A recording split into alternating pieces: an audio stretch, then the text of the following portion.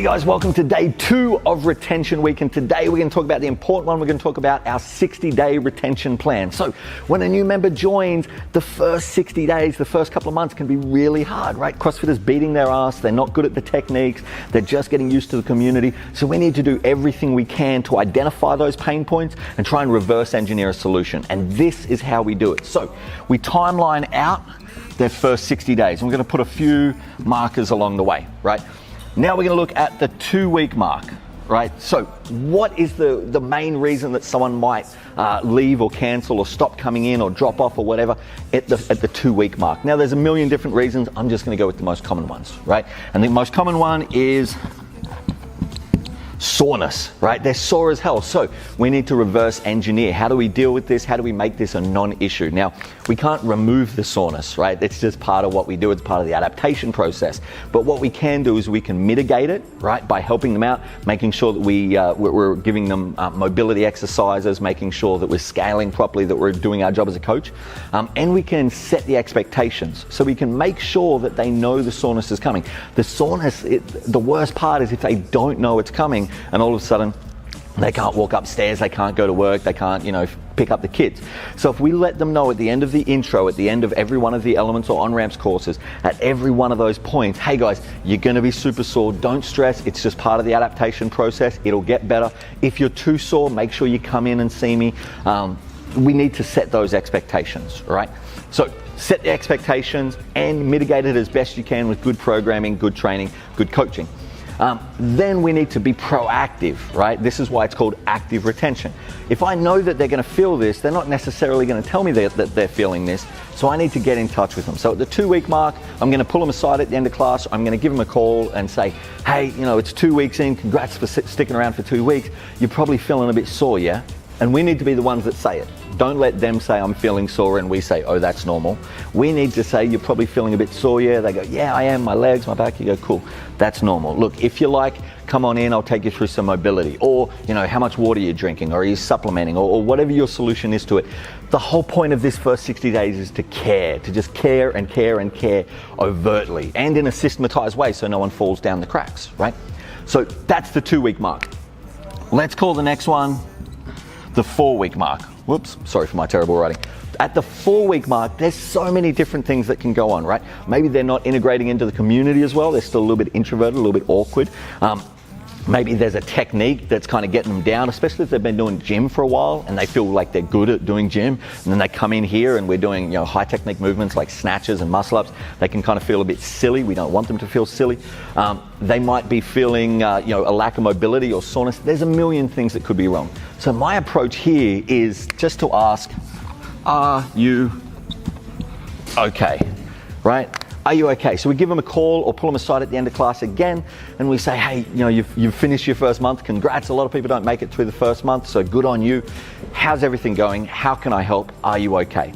And we push the issue until they give us something to help with, right? Like I said, this first 60 days is all about trying to help, right? We know that we're going to lose the majority of our members. If you've got your retention numbers, you know that you're going to lose the majority of your members, usually 53% at most gyms, in the first 60 to 80 days, right? So we need to be doing something about it. So at the 4-week mark, we have a system, we have an automation on Zen Planner or whatever you use that says, pull that member aside or give them a call and say, how's everything going? What can I help you with? Are you okay? And it might be technique, it might be mobility, it might just be, they might just need a reassurance because they suck at everything right now. They might need a reassurance that like, no, you're doing great. Your squat is getting so much better. They might just need a bit of a pep talk. Cool? Then at the 6 to 8 week, right? This is where now they've got an idea of what CrossFit is. They're starting to get into the swing of things. This is where we can start to look forward into the future, right? And it's important that we do this because at the 6 to 8 weeks, especially if they're semi-athletic, they might be getting the hang of stuff. The novelty is certainly worn off. So now we need to start looking at, okay, well, what's the 6 month goals? What's the future look like? So this is where we're going to bring them in for some goal setting. Right? Now, why am I doing goal setting at 6 to 8 weeks? I know some of you guys will sit down before they even start and say, what are your goals? I think that's fucking ridiculous, right? Asking a new person, someone who has no idea what CrossFit is, what their goals are, what do you expect them to say? Well, I'd like a double body weight deadlift and to RX Fran by the next week. They have no fucking idea what we do. We need to give them a bit of time so they understand what CrossFit is, they understand what they're good at, what they're bad at, what they need to get better at. Then they can give us an intelligent answer to the goal setting. So at the 6 to 8 weeks, we sit them down, right? We go, you're doing awesome, you've got a feel for it now. Now, the way I like to frame the goal setting is, tell me, who would you like to be? Right, in 6 months' time. Instead of saying what would you like to do, who would you like to be, right? Would you like to be the kind of person that can that is a strong person, right? Would you like to be the kind of person that can go and do Tough Mudders and Spartan races and that kind of stuff? Would you like to be the kind of person that can do a marathon? Like, tell me who you would like to be. And then our job as a coach is to reverse engineer that into a practical goal, right? So they say, I'd like to see myself as a strong person. And you go, okay, cool. Well, tell me, out of these 3 movements, which is your favorite? The back squat, the deadlift, or the bench press? And they go, oh, I love the deadlift. And you go, cool. What's your deadlift now? What's your body weight? Okay, how about we say double body weight deadlift in 6 months, right? And they go, oh yeah, now I've just taken who they want to be and turned it into something practical.